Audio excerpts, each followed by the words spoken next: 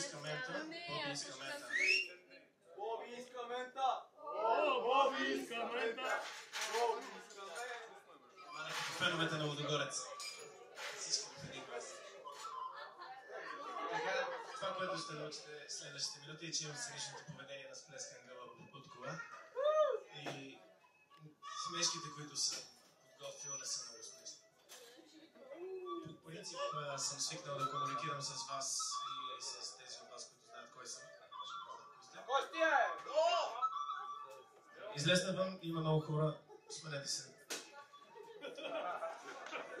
По принцип съм свикнал в интернет да си напиша нещата и когато разберете какво съм написал и го четете, аз вече мастурбирам на останалите неща от интернет.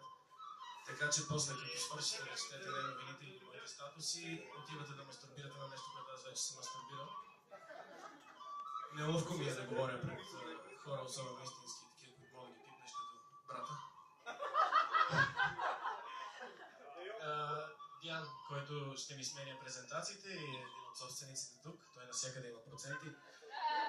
Така че, ако сте недоволни от това, което говоря и не ви харесва и искате да ме замерите, по-скоро замеряйте него. Диана, диви си ръката да видят целта. Замеряйте него. Замеряйте него. Ако някой е супер очарован от моето чувство за хумор и се чувства навлажнен, може да му стане гадже на него, защото аз си имам гадже. Диви си ръката, дребен. Браво! Браво, че имам гадже.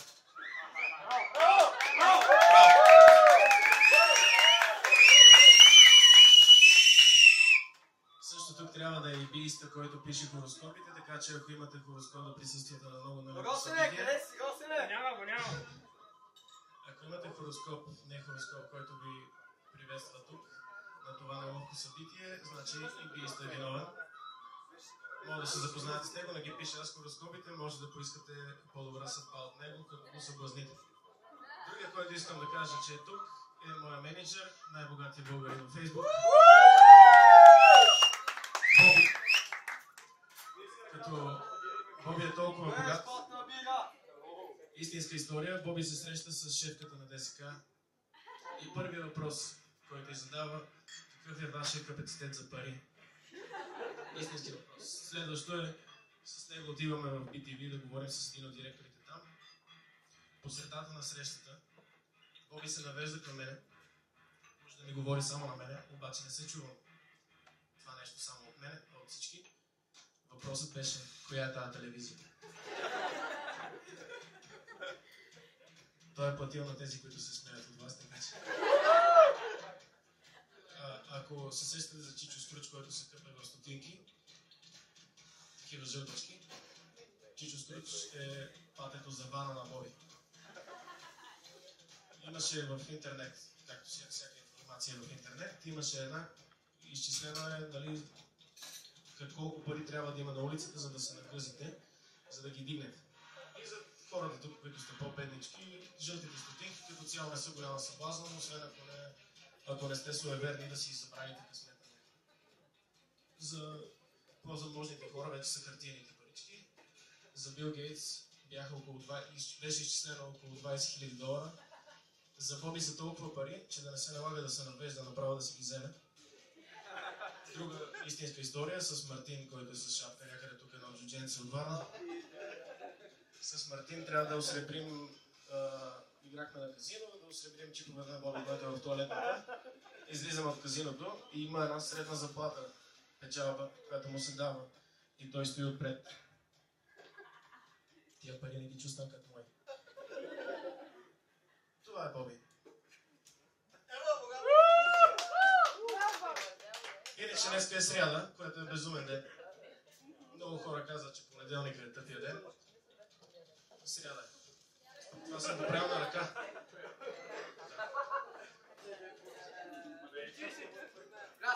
Това даже не е фотошоп, защото не мога да го... Казват, понеделник е супер тъп ден, нали, събота неделя са свършили, трябва да се почне работа. Срядата, понеделника и вторника са измислени заради срядата, за да може да подчертават колко тъп ден е това. Това не трябваше да го пуснеш. Върни един слайд. Върни един слайд. Като вляза в туалетната, което може би няма да мога да свъря скоро, майма човека, но ще го изгоня. В срядата, етимологията на тази дума е посредственост. Безумен, нелеп ден, доста гаден и понеже не намерих никаква историческа препратка откъде срядата е толкова тъп ден, написах един исторически избор, който сега ще вляза в тоалетната да ви прочета за по-драматично. Диана, може да пуснеш вече този слайд, може да пуснете и музиката и след малко ще изляза.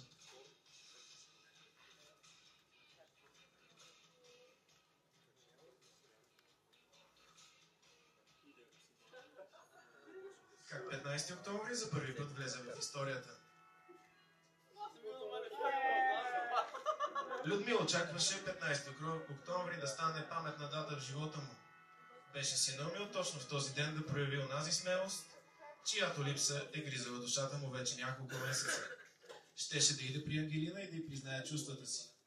Искаше му се да сподели всяка една мисъл, която бе сполетяла ума му. От деня, в който я зърна за първи път преди не много време, сякаш бе изминала цяла вечност. Искаше му се да й разкаже как вижда щастието, смисъла на живота и посоката, в която топти сърцето му. Винаги, щом си помисли за нея. А Людмил мислеше за Ангелина непрекъснато. Беше луд по нея и се вълнуваше как да я заговори, но нямаше идея какво да й каже, за да не я изплаши. Знаеше това, което е в ума му.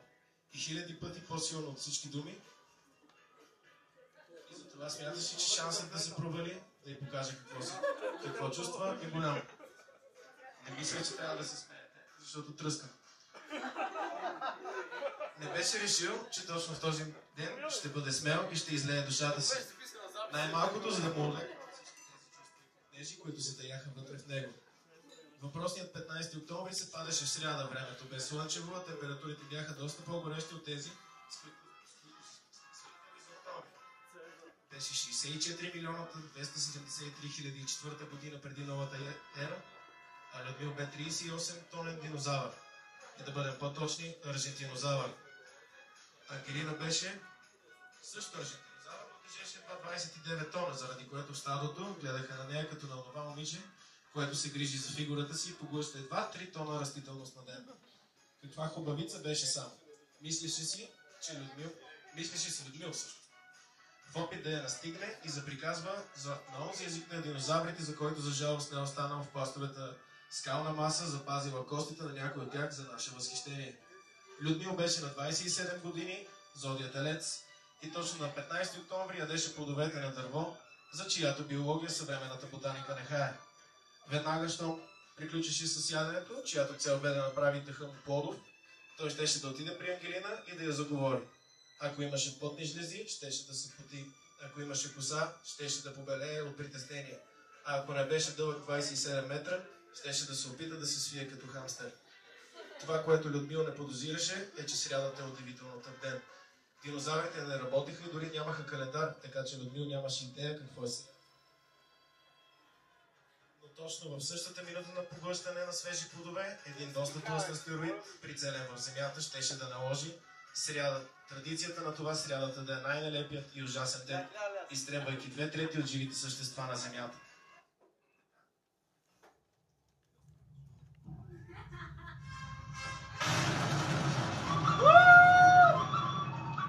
Ето така на 12 октомври сряда Людмила умря със свеж дъх, а Ангелина с красиво стройно тяло. По този начин срядата стана много тъп ден. Но не е добър вкус да си говорим само за негативни теми. Има микрофония, защото съм тактил. Лошия вкус, проявата на лошия вкус е това, което ни обединява, защото всички проявяваме лош вкус и не се опитваме да използваме това тъпо съждение, защото най-лошата проява на лош вкус е да използваш точно този лав, както и много други. Лош вкус, нормалното да проявиш лош вкус е, ако се разболяваш и се разболял и каквото и да изпиеш или да ядеш, за разлика от този бар, има вкус 0-1. Една от проявите на лош вкус е, ако говори за сране. Доста неприятно, много хора се възмущават от това нещо. Не е приятно да говорим за сране, въпреки че всеки го прави. Всеки се възхищава на тези тънки моменти на самота, в които той мисли, че те разсъждава. Лошия вкус. Да говорите на това нещо. Нещо шушнете. Кажи какво е смешно там? Като даскалка. Та лошия вкус на говоренето за сране е много странен, защото цялото население го прави. Докато от друга страна имаме много любимото говорене на всички хора за чудото на раждането, което е толкова ужасно. Представете си, че половината от населението може да направи най-ужасното излизане на нещо от тялото му. Мазно, зализано, крещи и жената и детето. Около тях има 10 човека, които се суетят какво да направят, за да се роди. Жената, IQ-то й пада до единици, защото тя псува от болка. Всеки от нас се е родил, повече от вас не са чудеса. Затова не разбирам защо е лош вкус да говорим за срането, където хората четат книги, образоват се, решават судоко, кръстосовица, развиват ума. И от друга страна имате едно раждане, където нищо не се развива и се получават деца от типа на Хитлер и Криско.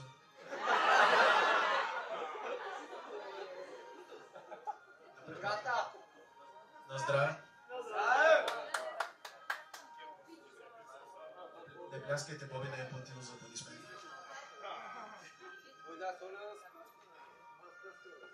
Общо взето е прието, че майките, които раждат, внезапно заради този инстинкт за съхранение на себе си на детето, стават свръхумни. Прието е, че когато излязат майки с колички да протестират за пари, не се обсъждат икономическите фактори за това нещо и дали е добре или зле, а просто майките са прияти за най-правите хора. Те са автоматично прави за какво да е. Аз като майка, това, аз като майка, онова. А половината от населението може да роди. Половината от населението не може да е право. Много силно беше сега. Имаше реквест в ивента да говоря за ебола. Та проверих и прочетох какви са реакциите за ебола в БГ Мама.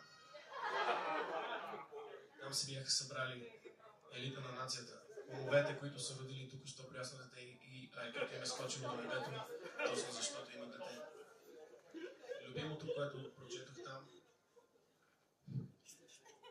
беше една жена, която казва: аз не се интересувам от новини, не слушам новини, не ме вълнуват такива неща, но като прочетох тук и аз съм в паника. Феноменална жена. Развива интелекта на човека, който родил току-що.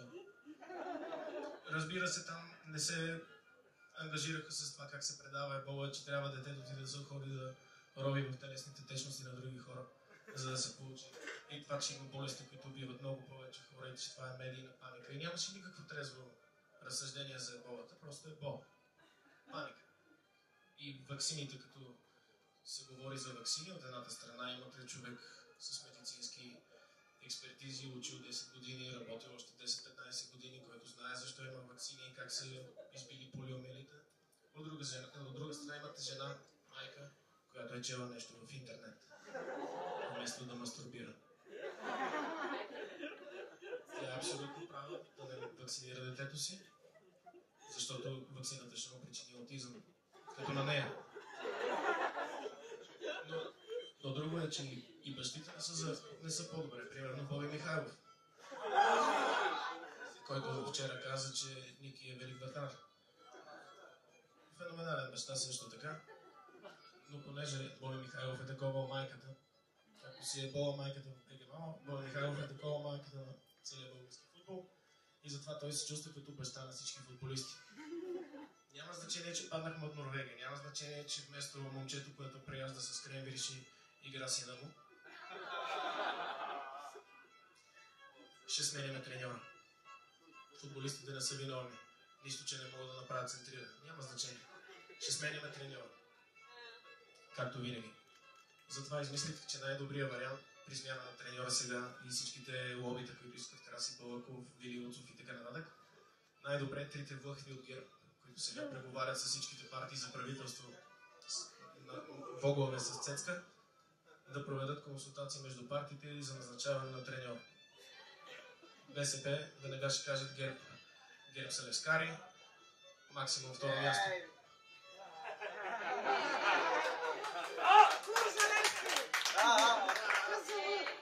След малко боя навънка. Се разделиме на агитки. никой не сме. После ще дойде ДПС и ще кажат, че иска треньор, който наставлява футболистите на майчин език. Той ще им дава съвети или чрез чалга, което е майчин език на футболистите, или ще им говори нормално, но много бавно, за да го разберат. Ще дойде реформаторския блок. Те ще кажат, че искат реформа на това да не играем с фалшива деветка, защото при нас фалшивата деветка е да пуснем напред някой, който е много зле. А тактически фалшива деветка е друго. За това е шега за мъже, на жените, раздане бола и така нататък.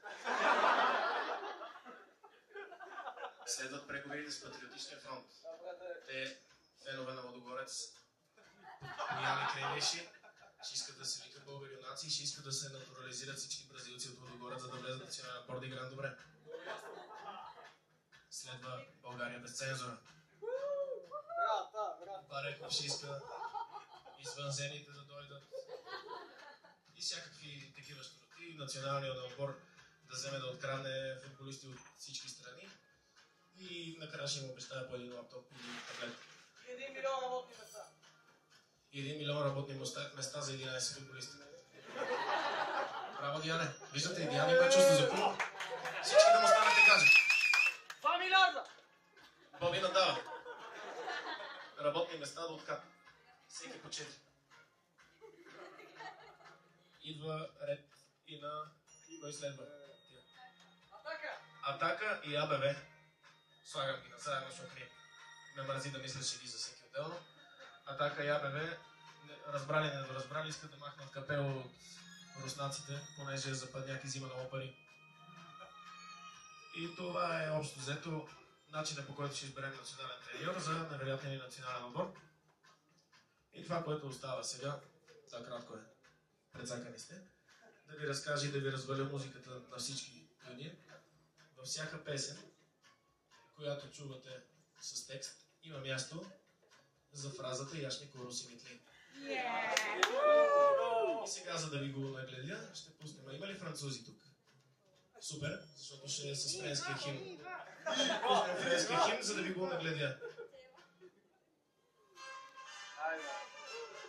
Който е седнал да стане. Може да пикаеш. Яшми Курус и Митли. Абсолютно всеки може да пее. Яшми Курус и Митли.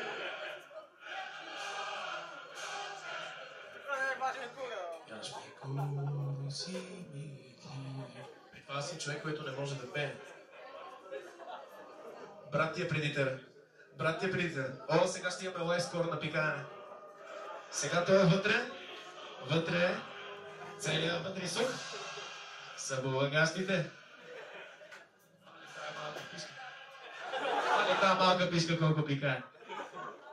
И това, което съм ви оставил, е следващата песен, на която да съчините Яшми Курус и Митли сами, да попиете малко, за да забравите всичко това и да си ходите.